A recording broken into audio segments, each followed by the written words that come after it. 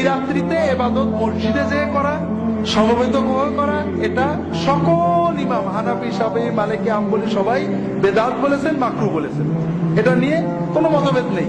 এই রাত্রি ইবাদতের জন্য মসজিদে যাওয়া, দলবদ্ধ হওয়া, সুন্নত ইবাদতও দলবদ্ধ হয়ে করা, এটা বেদাত বলা হয়েছে এবং মাকরুহ বলা হয়েছে। হানাফি ফিকহের সব কিতাবেই পাবে।